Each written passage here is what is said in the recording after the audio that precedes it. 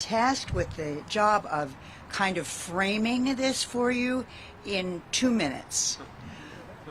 I'm going to try to be very concise, which is not easy for me to do because I'm very, very passionate about this and all of the things like this that we need so badly in our state and in our county.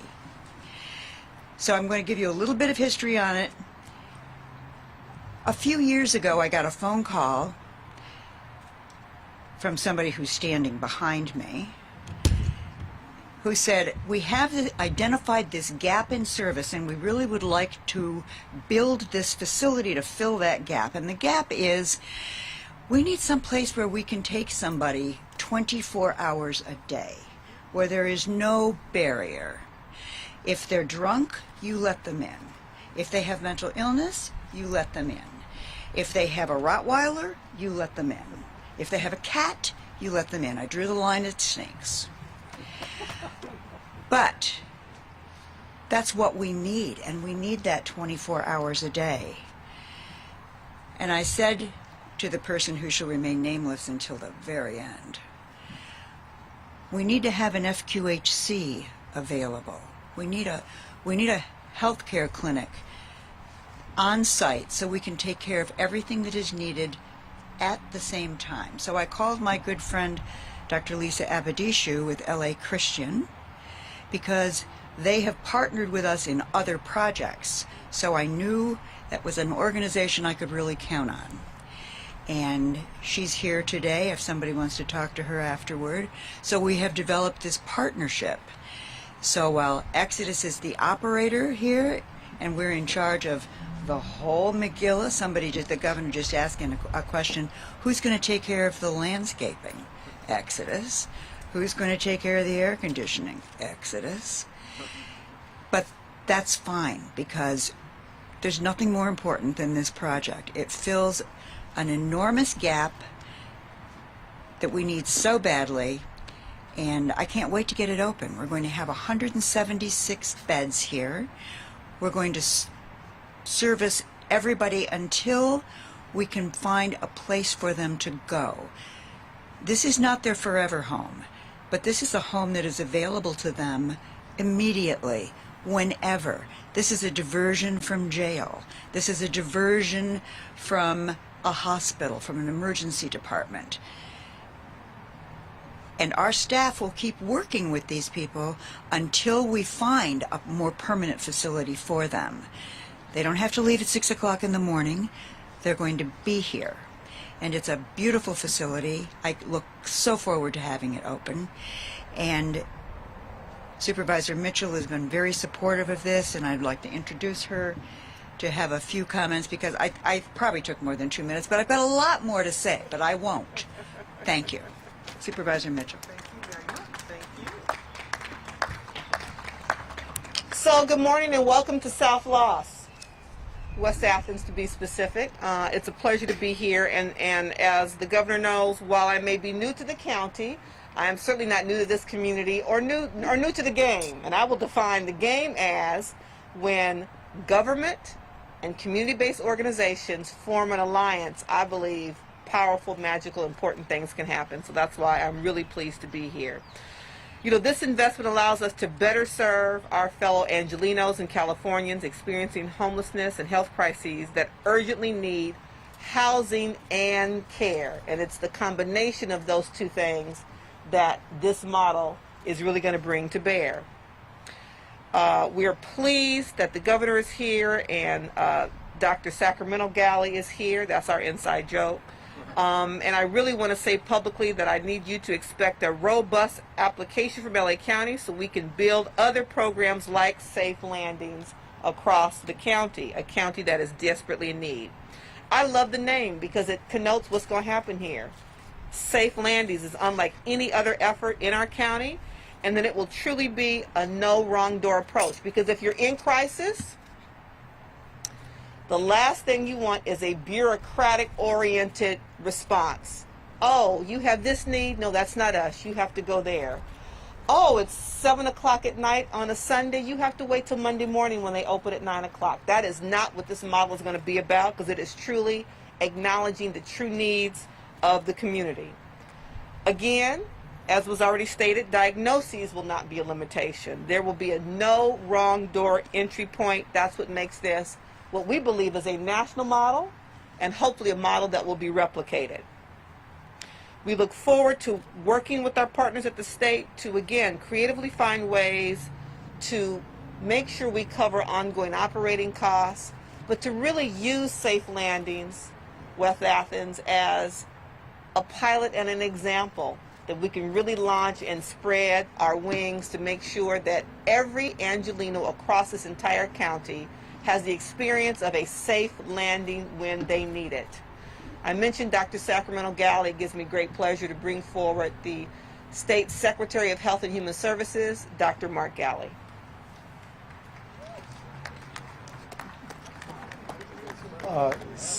Supervisor, thank you. Luana, thank you. It's a pleasure to be back at this site that just a couple of years ago was a plot of dirt, empty plot of dirt owned by the county. The dream or the idea of really spreading the model that you've heard about started then. And it's been a tremendous journey and a tremendous effort. I want to thank my colleagues and friends at Housing for Health, the entire county family, Libby Boyce in particular, for the amazing work that she's done to get us to this place. Just want to highlight a few things. The plot of dirt was here for a very long time. It finally got mobilized around an issue that for so many communities is across the state is a huge challenge. Okay. What do you do around the issue of people experiencing homelessness in your backyard? Well, this was a solution that really was not just county driven, was not a few people at the county with some funds to be able to put here, but it really was a community effort. The level of engagement that happened with the church and the school behind me, the businesses around, the houses around this site, the school down the street that trains health professionals that one day will be working here, taking care and providing services to those who are residents. This was an all-of-community effort that took time, went through a stakeholder process, really engaged and answered questions, and that is also part of what the model is here today. I want to pick up on something Luana mentioned, which is the bringing in a FQHC, a federally qualified health center, to deliver services here. Governor, your vision around revitalizing and really making more robust Medicaid in the state, the Callian proposal that was just passed or just agreed upon with the feds to bring so many new services to bring together health and behavioral health conditions and services to reimagine the social drivers of health, which so many go into the lives of people experiencing homelessness. This site, for the operating services, Supervisor, will have an opportunity to bring Medicaid dollars here in the lives of people earlier than they would have normally had. And then, Luana, you mentioned the effort around diversion. And diversion from what? Yes, jail. Yes, prison. Yes, hospital stays. This place can get people earlier, start serving them earlier in a way that is culturally sensitive to their needs. Pets, stop, all of the above, welcome 24/7, a model that we hope through our ongoing evaluation, ongoing investments, that we'll see safe landings crazy guy yelling. all across Fortunately, he the was just state. yelling. So without further ado, Governor, thank you for the real privilege to get to do this work at a statewide level. Everywhere, you know. Reminds me being at a place where the buildings are going up, and I imagine the lives of people being served here. What a tremendous opportunity, and appreciate your leadership in this space. Thank you. Thank you, Luana, for your spirit and your generous words, and particularly of Dr. Galley. It's wonderful to be here with the supervisor, and I'll talk more about that partnership here in a moment. This is exactly what the state of California needs to be doing a lot more of. This is a project funded with roughly $12.8 million from the county, $15 million from the state, and additional resources that were cobbled together, about a $32 million project. This project emanates from an effort near the end of the Brown administration. I want to credit Governor Brown for a $50 million appropriation statewide for projects like this. And while $50 million at the time, led by then Budget Chair Holly Mitchell, not Supervisor Mitchell, was significant, it pales in comparison to what we approved last year at the state. Rather than a $50 million appropriation statewide to support projects like this, large and small, we are putting in over $3 billion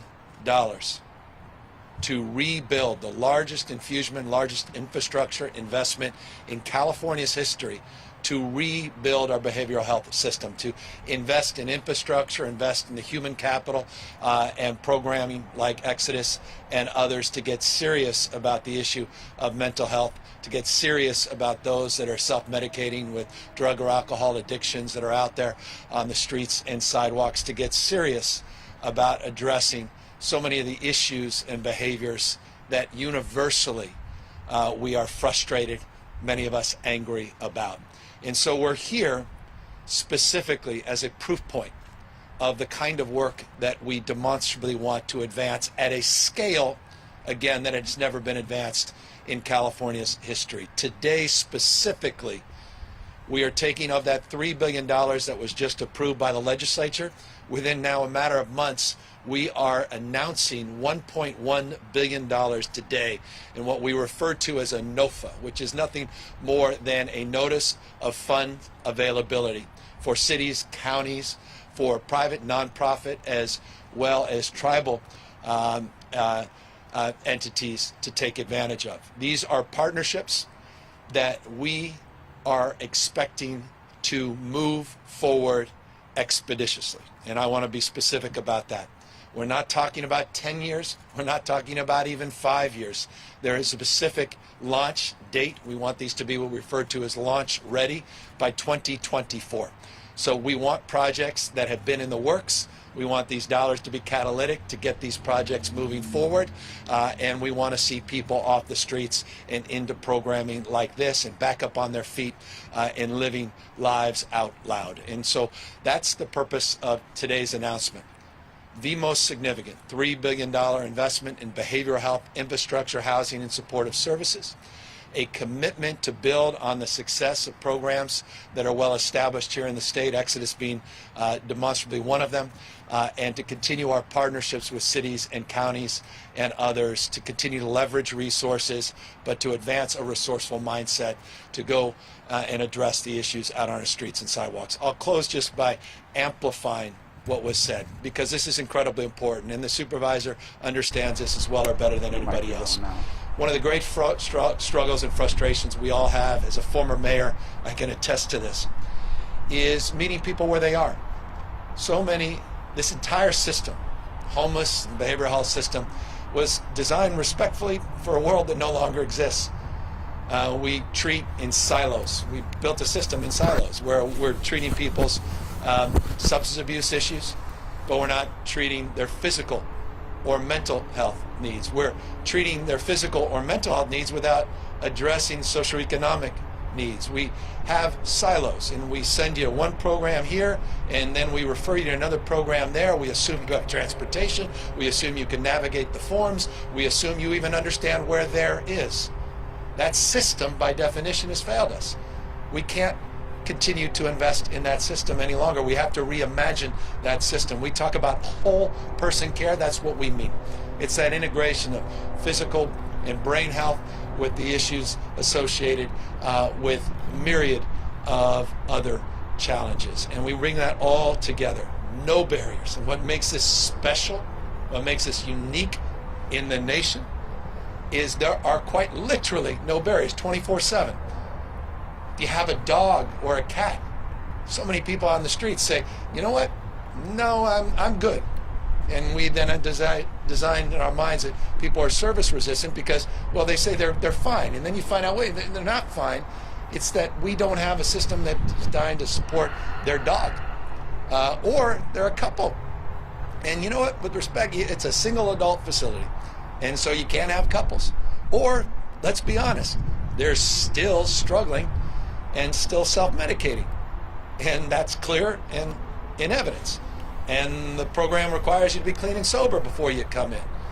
Or you have serious behavioral health issues, and having a lot of people in a congregate facility or setting on bunk beds and loud noises next to a freeway, that's not a safe place from your perspective. You'd prefer to continue to be in that campment, out of sight, out of mind. You've got to meet people where they are. And this program does all of that and more. And as the supervisor said, the and more is we also deal with storage issues, which is a huge impediment. Do not underestimate all of these issues being major impediments to getting people off the streets. So with respect, we've been as dumb as we want to be over the last decade or two. We're not even investing in these programs, and what we are investing in doesn't work. It's obvious. So today, we're announcing with renewed vigor and enthusiasm investments in things we know work that turn people's lives around and can address this issue fundamentally once and for all. Again, no one's naive when it comes to the issue of mental health, issues of substance abuse, issues associated with being human. There is no having made it. Success is not a place, it's not a definition, it's directional. And so we're constantly challenged with these issues. We have been historically, but we are notably challenged at this historic moment in California's history. And we are asserting ourselves with a $14 billion two-year commitment, $3 billion specifically for behavioral health, with historic investments to address these issues head on. Finally, forgive me for the long-windedness, we also are asking the legislature this year to do more still. Specifically, an additional $1.5 billion. This is on top of the $3 billion for programs like this, an additional request to the legislature, and I have all the confidence in the world with their leadership, and that's very significant. That leadership and support has been extraordinary over the last few years. That's for temporary strategies, not 10-year again, 5, 10, 15, 20-year strategies, not even necessarily permanent strategies, but temporary bridge strategies so that we can address the gap between getting the landscaping done here, between getting the permits done here, between packaging all this together, so we build things quickly and we get people rapidly rehoused, we get them that peer support, we get them those social services, we build that architecture in that interim so that we can then process these more permanent funds into the future. So that's a significant increase of investments. And then finally, last thing, an additional $500 million specifically for encampment resolution grants. That's not about kicking people out of sight, out of mind. It's about resolving issues associated with encampments and addressing those issues where we provide access and supports to individuals, but we address the encampment crisis in this state head on as well. And that is also part of the requests into the legislature. Again, 1.5, another 500 million, $2 additional billion of requests, all part of this 2-year, $14 billion commitment to address what's happening on our streets and sidewalks and out of sight, and for many out of mind as well throughout the state of California. So again, gratitude to all the leaders that are assembled here today, all the lives that you will change, the trajectory not only of their lives but the lives of their loved ones, and the example that you'll provide, because we know this. Once a mind is stretched, it never goes back to its original form. And we met a young man just a moment ago, who I won't mention his name, whose mind is now stretched, and who believes in himself in a way that he hasn't believed in himself in the past because of Exodus, and he is looking forward to exiting the crisis after crisis after crisis that he has been challenged and been experiencing over the course of many years of his life, because people like all of you are here and not giving up on him. And so we thank you all very much for that. With that,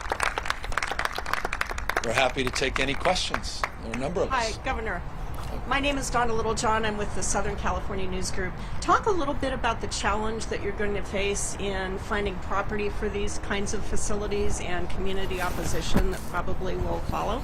One of the things that we're proud of, and we were stubborn about in the last few years, then working with Senator Mitchell, not just your chair of the Board of Supervisors, we created as-of-right zoning, some CEQA and related local planning reforms at the state level to drive location and siting without the usual labyrinth of not in my backyard.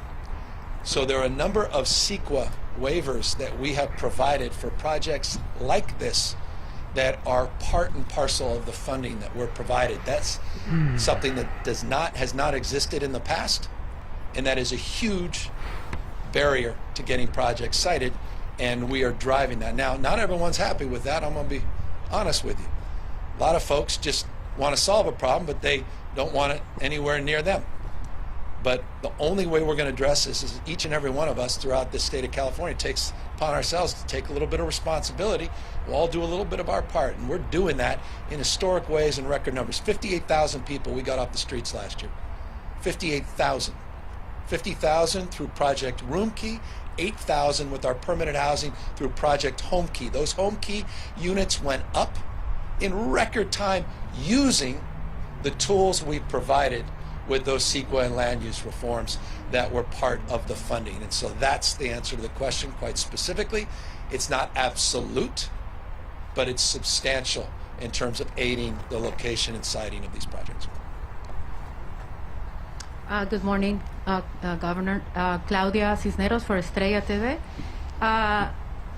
So how is this program going to benefit the Latino community, people that are experiencing hopelessness, and what are the efforts that are being done to attract them to this kind of program? Well, I think the thing that defines all of our work in Sacramento, I know it defines the work down here in LA County and Exodus work, not only do we meet people where they are, but we do it in a culturally competent way. We recognize by definition one size does not fit all.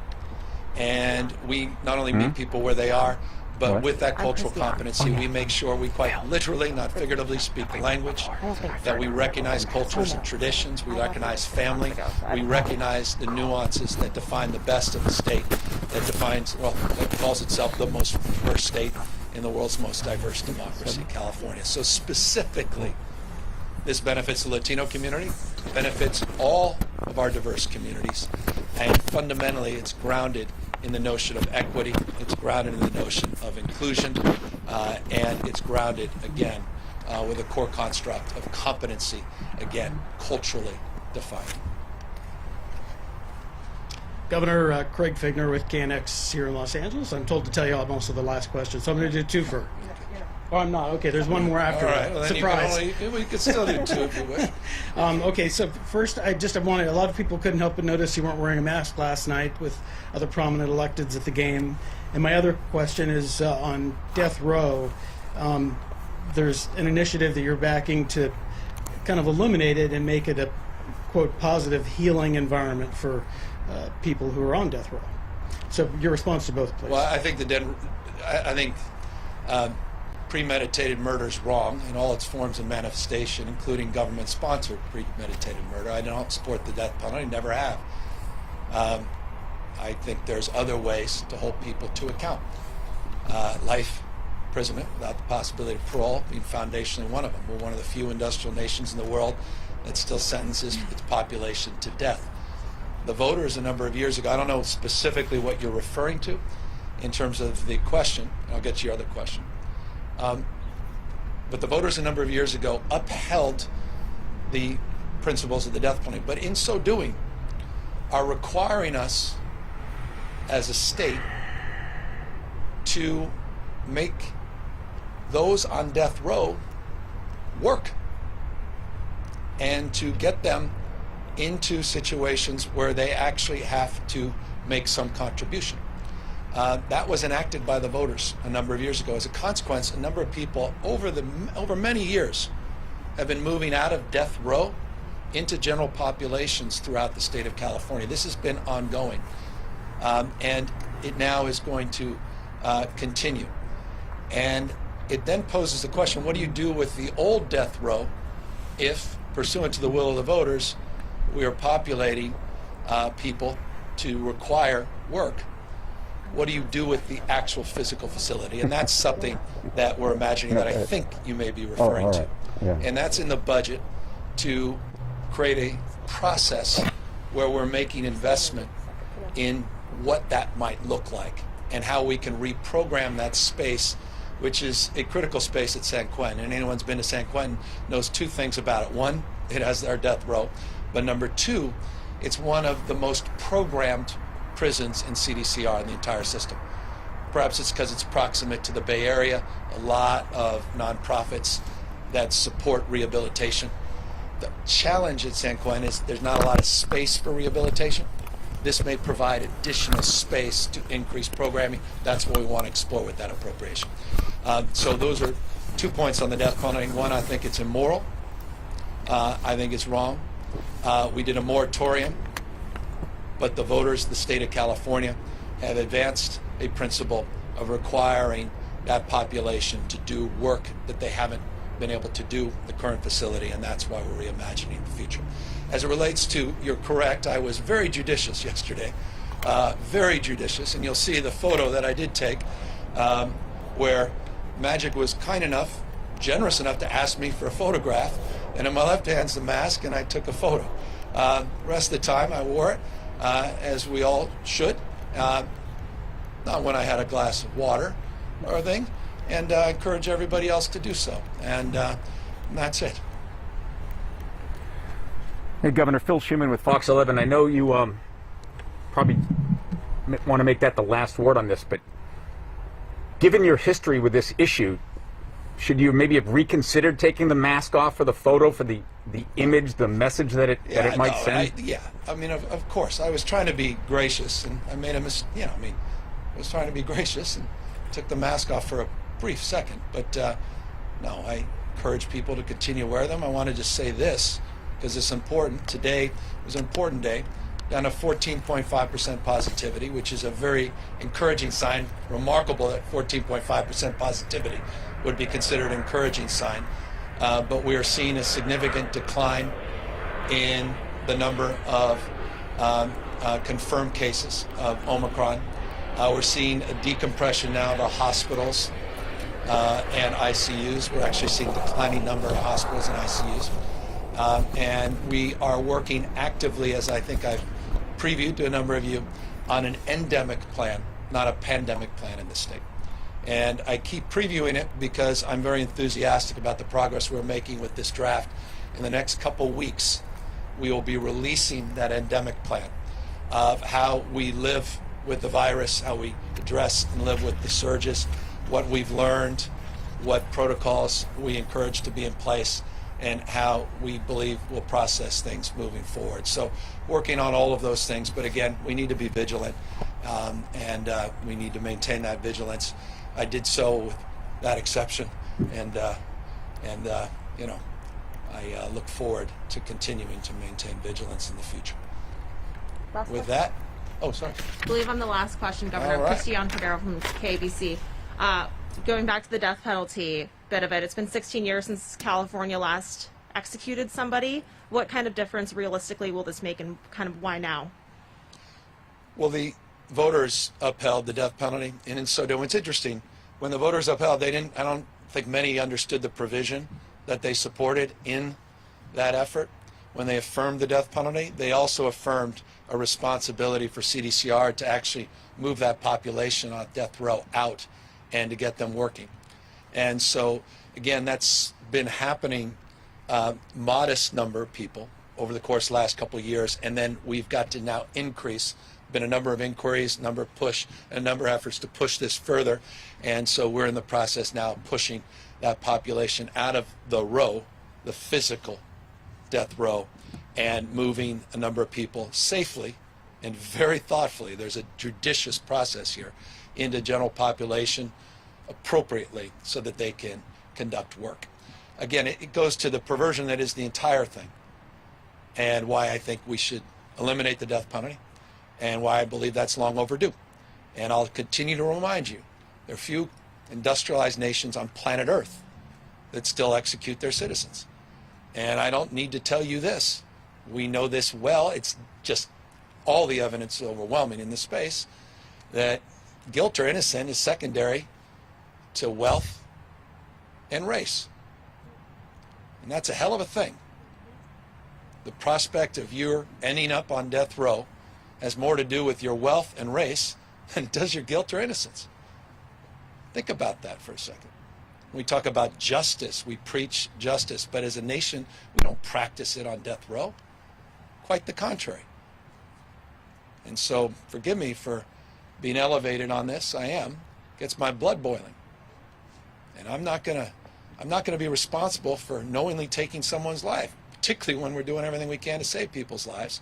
And California has been doing that and leading the nation in that space. So we'll continue to maintain that leadership, but I look forward to advancing more leadership on reforming the death penalty here in this state and hopefully across the country. Or on death. How many people are on death row right now in I California? don't have the latest. That number changes quite literally on a weekly basis for different reasons along the lines I've suggested. We can get you the latest number of those individuals.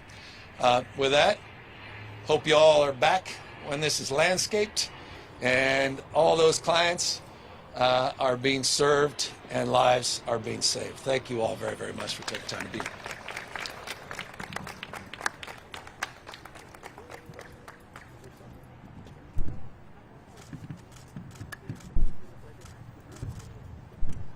You got me? 1, 2, 3, 4, 4, 3, 2, 1, channel 1. 1, 2, 3, 4.